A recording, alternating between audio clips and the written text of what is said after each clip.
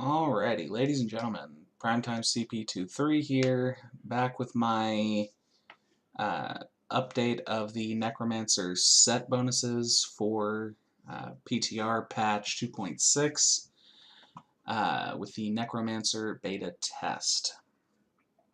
So as I went over in my previous video, they've made a lot of changes to a lot of legendary items, a lot of skills, a lot of passives. And I went over all that in my previous video, which I will have linked in the description of this video. They also updated all 4 Necromancer sets. I made videos of 3 out of the 4 sets. I just couldn't get... I ran out of time, didn't have time to make a video for the Bones of Rathma set, and that's why I'm just gonna briefly talk about it, talk about the change. So the 6-piece set bonus for the Bones of Rathma set is it was the 6-piece set that was used for the invulnerability build, which has since been heavily nerfed. I don't think that build is going to have the damage to clear anywhere near as high as it was. I know I've seen videos of that build clearing Greater Rift 100s. I don't think that build is going to have the damage anymore. So the only change that they're making to the 6-piece set bonus for Bones of Rathma is upping the damage from 200% to 250%. Not a huge deal, but it's a nice little buff. Each active skeletal mage increases the damage of your minions and Army of the Dead by 250% now. Now, the first video I've got, videos will be in the top right hand corner up here. I apologize about the I guess setup of this video. I tried to make it, I recorded just very basic riffs with each of these builds just so that I had a visual representation on the video so that you at home can see what I'm talking about. Unfortunately, I couldn't figure out how to get the just this window embedded into my OBS screen, so if you have any tips on that, let me know. So let's go ahead and get started with that. That actually has audio, I forgot.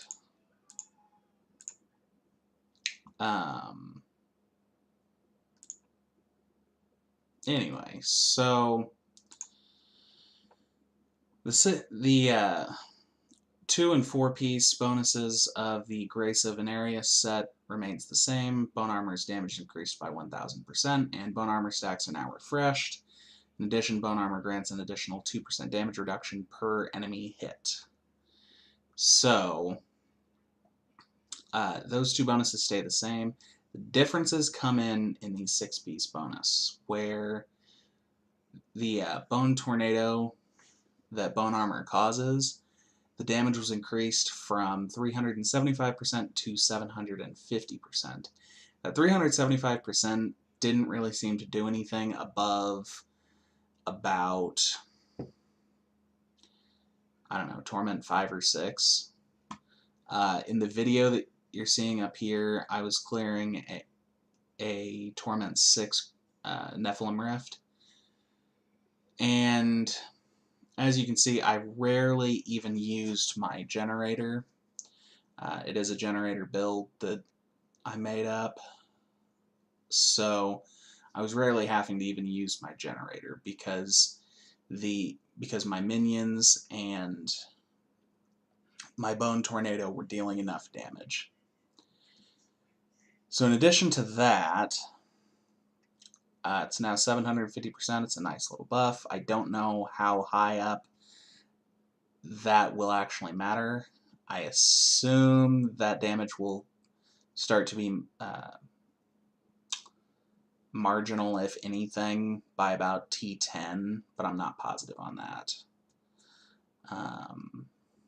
Also, enemies hit by the tornado, so basically anything within melee range, is going to take 2,750 additional damage from the Necromancer's abilities and minions. That's huge, because the build had been adding 850%, and that resulted in this set being extremely weak. I was able to get this set to clear I believe 49, a Greater Rift 49, before this buff. I have not run a Greater Rift since, but I'm positive it'll be able to clear higher than a 49.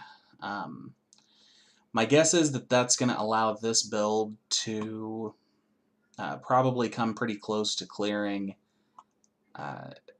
Greater Rift 60s or T13, depending on how you want to word it.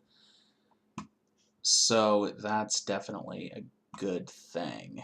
The more builds we have clearing T13, clearing GR60 pluses, the better. The next two sets that I'm going to be going over are actually both speed builds. So first off is the Blood set, otherwise known as Tragul's Avatar. Blood Rush, which is your dash ability. You'll see me using it a lot in that video. It now gains the effect of every rune. The 4-piece bonus while at full life, your healing from skills is added to your max life for 45 seconds up to 100% more. So you can get up to 100% additional life. So that's pretty cool. That makes it so that it seems like your blood skills are doing a lot more damage to yourself. Basically because they are. If you're dealing, if you have 1 million health, and you take 10% of your health to do cast a spell, that is math is fun, so bear with me here. That's what, 100,000 health that you're losing by casting that one spell. Okay. Well, now if you have 100% more health, you're now going to be at 2 million health to start with. So your blood skills are now going to be doing 200 or 20% damage to you effectively. I don't know what words are. Bottom line is, it's going to double the damage that you take from your own healing skills. So you're going to be taking 200,000 damage instead of 100,000. But here's where we get into the change for this set. Before, they had this crazy system of blood cascade stacks, and I didn't understand it. I know it was a fairly popular build to run. I didn't like it. I thought it was too hard to, keep track of how many stacks you were at, how many stacks you were going to lose if you healed yourself.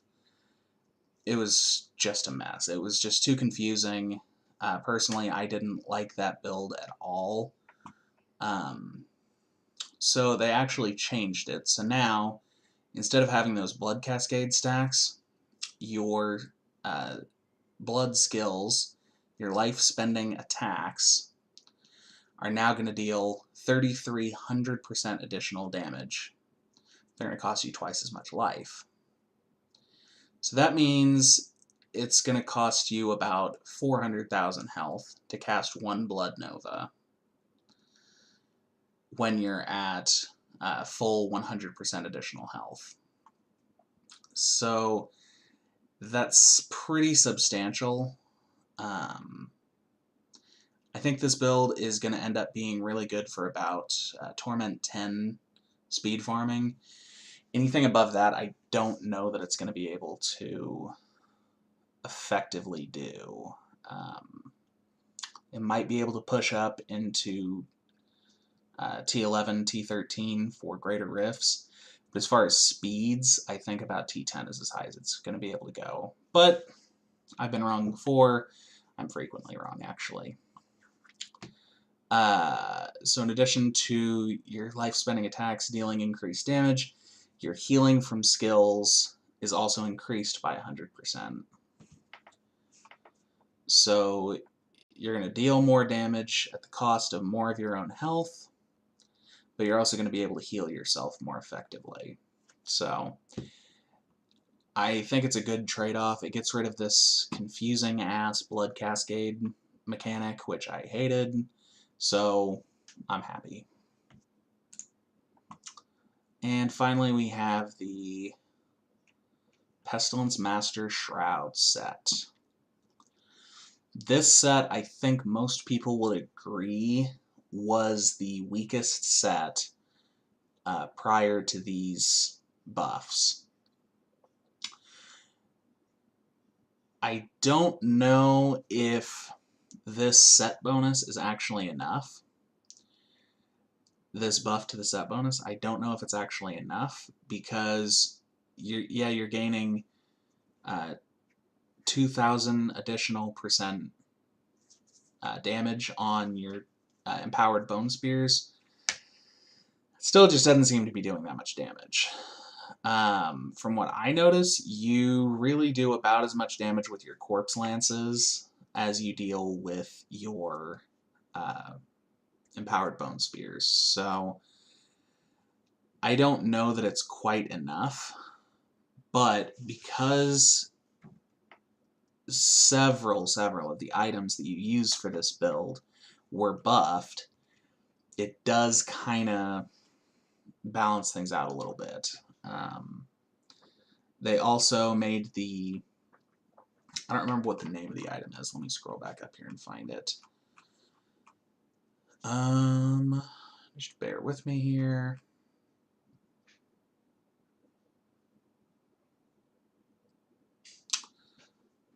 Okay, so Dread Golem's Spike was renamed Maltorius's Petrified Spike. And that makes it so Bone Spear costs 20 additional essence to a total of 40 essence, but it's also going to deal up to 450% additional damage. That combined with that 3,000% damage bonus from the 6-piece set, it adds up to a nice little damage buff. And personally, I have a lot of fun playing this build. It is more fun for speeds, but we will see how viable it is for actual pushing. So, well, ladies and gentlemen, that is actually going to do it for this video. I just wanted to make a quick video explaining some of the new changes to the set bonuses. Make sure to check out my previous video, which is a rundown of all of the changes to legendary items, skills, passives, etc. And I don't know, I like where Blizzard is going with a lot of these changes. I think it's adding a lot more build diversity, which is good. But at the same time, I'm still not sure that most of these sets are actually strong enough. I just basically one-shot that Rift Guardian, so that was fun. I'm just not sure that these bonuses are going to be strong enough. I think we might have to have another big round of buffs before, before we start seeing Necromancers in the 4-man meta, and before we start seeing fair, legitimate builds that do not rely on making yourself invulnerable before we start seeing legitimate builds clearing Greater Rift 100s or 90s or 80s or whatever. So that's going to do it for today's video. So ladies and gentlemen, thank you so much for tuning in. And until next time, this is Primetime CP23, and I'm out.